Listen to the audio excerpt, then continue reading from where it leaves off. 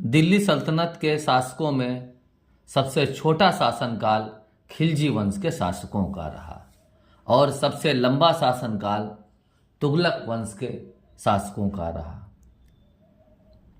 खिलजी वंश के शासक ने 1990 से लेकर के 1320 तक शासन किया।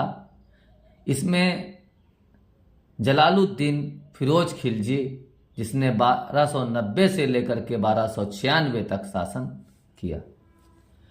खिलजियों का दिल्ली सल्तनत पर अधिकार राजवंशीय परिवर्तन से अधिक महत्वपूर्ण घटना है, जिसे खिलजी क्रांति के नाम से जानते हैं। अफगानिस्तान में हेमलंद नदी घाटी के प्रवेश को खिलजी कहा जाता था और जो जाति वहां निवास कर रही थी उन्हें खिलजी कहा जाने लगा। इस क्रांति से तुर्क अमीर वर्ग की तानाशाही तथा सत्ता पर एकाधिकार समाप्त हो गया। जलालुद्दीन का राज्यारोहण मध्यकालीन इतिहास में राजनैतिक सांस्कृतिक इतिहास का क्रांति का एक प्रतीक बन गया। जलालुद्दीन फिरोज खिलजी ने कैकुबाद द्वारा बनवाए गए अपूर्ण किलाखोरी के महल में अपना राज्याभिषेक करवाया। दिल्ली की जनता तथा अमीर उससे प्रसन्न नहीं थे। तुर्कों में उसकी अप्रियता का मुख्य कारण यह था कि भ्रमवश खिलजियों को गैर तुर्क समझते थे। अतः उसने बलवन के महल में अपना राज्याभिषेक कराने का साहस नहीं किया। वह दिल्ली का प्रथम सुल्तान था जिसकी आंतरिक नीति दूसरे को प्रसन्न करने के सिद्धांत पर आधारित थी। वह हिंदू जनता के प्रति उदार था। उसने बिना रक्तपात के शासन का संचालन किया। जलालुद्दीन ने तुर्कों, गैर तुर्कों और भारतीय मुसलमानों को शासन में सम्मिलित किया। उसके अनुसार भारत में कोई भी साम्राज्य पूर्णतः इस्लामिक नहीं हो सकता है। दिल्ली के कोतवाल फकीरुद्दीन के कहने पर स्थानीय नागरिकों ने उसे दिल्ली आमंत्रित किया। वह सामंत की हैसियत से शासन का संचालन करता रहा। बलवन के लाल किले के सामने जब वह उतर पड़ा और सिंहासन गृह में प्रवेश करने के समय वह रो पड़ा। वह सिंहासन पर नहीं बैठा और बोला कि एक साधारण सा सामंत तथा दिल्ली के दरबारी की हैसियत से मैं अनेक बार इस सिंहासन के सामने खड़ा रह चुका हूं। जलालुद्दीन उदार और सहिष्णु था। उसने तुर्की सामंतों और पुराने अधिकारियों को संतुष्ट करने का प्रयास किया और विद्रोहियों को क्षमा कर दिया। कड़ा मनिकपुर के सूबेदार बलवन के भतीजे मलिक छज्जू ने जब विद्रोह कर दिया तो उसने उसे माफ कर दिया। जिस समय मलिक छज्जू को गिरफ्तार कर सुल्तान के सामने लाया गया, ऐसे कुलीन बंदी को बेड़ियों में जकड़े हुए देखकर फिरोज रो पड़ा और उसने छज्जू और उसके अनुयायियों को मुक्त करने का आदेश दिया। उसने कहा कि क्षण भंगुर राज्य के लिए मैं एक मुसलमान का वध करना पसंद नहीं करता हूं। जलालुद्दीन के समय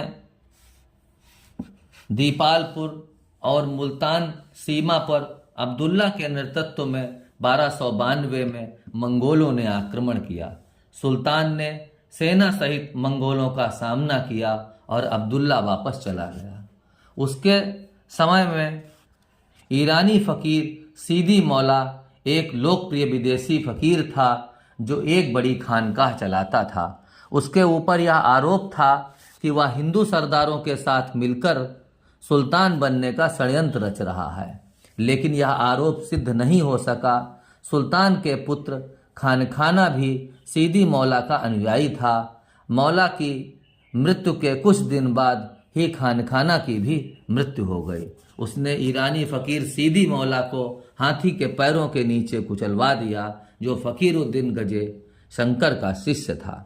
उसने विद्रोहियों के प्रति दुर्बल नीति अपनाई और कहा, मैं एक वृद्ध मुसलमान हूँ और मुसलमानों का रक्त बहाना मेरी आदत नहीं है। जलालुद्दीन के समय उलुग खां के नेतृत्व में 4000 मुसलमान मंगोल भारत आए और इन्होंने इस्लाम धर्म स्वीकार कर लिया, जो कि नवीन मुसलमान कहलाए। दिल्ली में सुल्तान जलालुद्दीन की विधवा मलिका-ए-जहां ने अपने छोटे पुत्र कद्र खां को रुकनुद्दीन इब्राहिम के नाम से सुल्तान बनाया।